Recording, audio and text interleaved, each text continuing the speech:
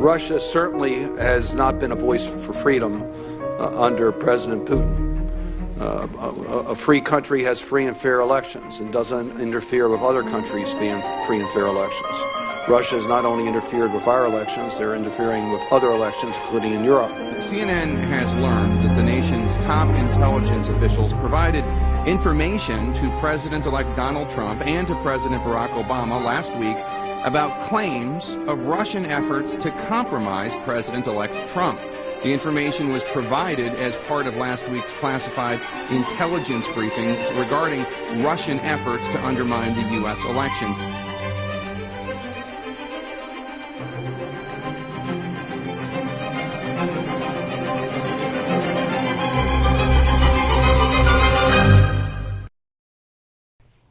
Oh, so the other day I was reading this article. It was really interesting. It was on Russia. Oh my gosh, I've gotten so into Russia lately and just like studying them and like what's going on in the world. Can I just tell you all about this? Yeah, actually. So it starts all the way back in 1917. So when the Tsars got overthrown and then the communist style of government came into power. And then the communist style of government threatened democracy. And so then the U.S. denied to recognize that style of government for like a decade. And it just caused riffraff between the U.S. and the Russia. It's kind of just the beginning of things.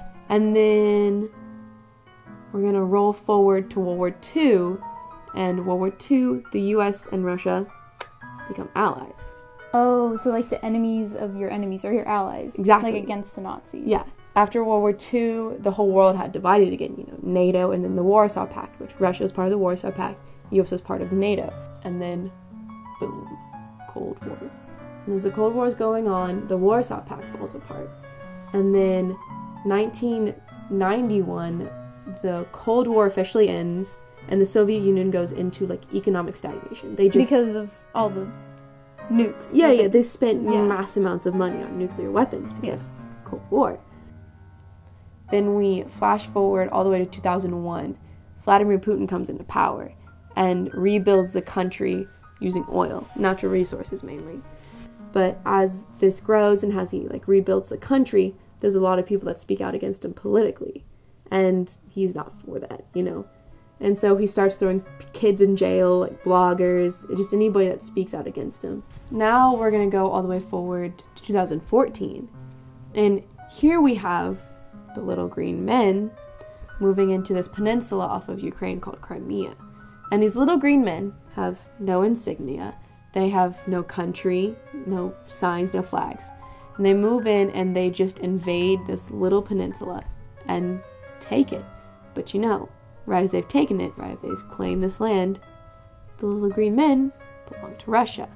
And then also with Russia being in Syria and all Oh, Aleppo. And then they like did a huge massacre.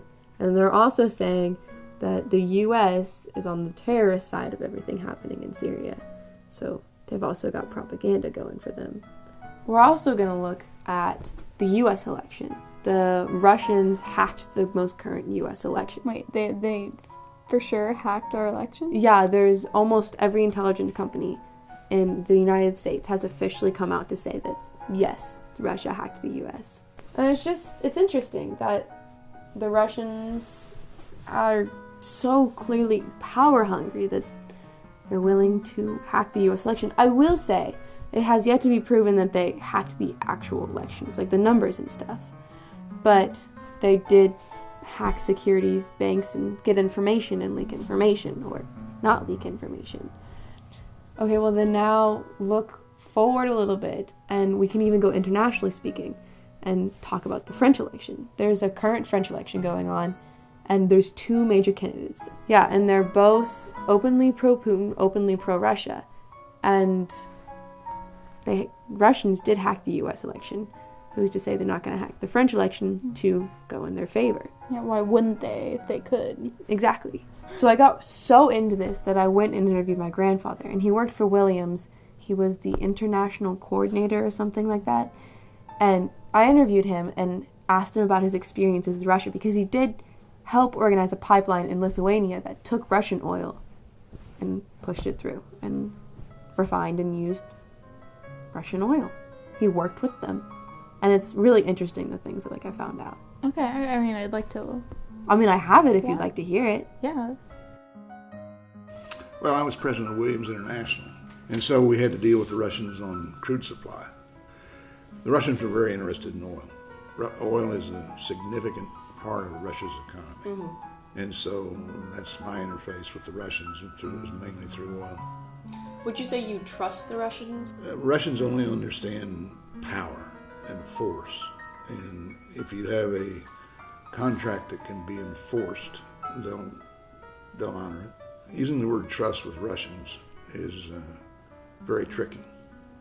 In your opinion, do you think Russia is a threat to the United States? What Putin wants to do is reestablish the former Soviet Union, or parts of the former Soviet Union. And he wants to get back into this notion of spheres of influence. And so he's trying to pressure the Baltic states and Eastern European states, and particularly the Ukraine. And so, like, now it's fairly clear that Russia's just power hungry and they're looking for allies, friends across the world. It's just interesting. And it's something that everybody needs to be a little vigilant about and a little cautious, I'd say. And it's clear that they're not just sitting by and they're not just getting by. They're out actively trying to gain power and position in the world. It's growing, and it should always kind of be in the back of your mind. Enough just to step forward if it does become a problem, because it could very quickly become a problem.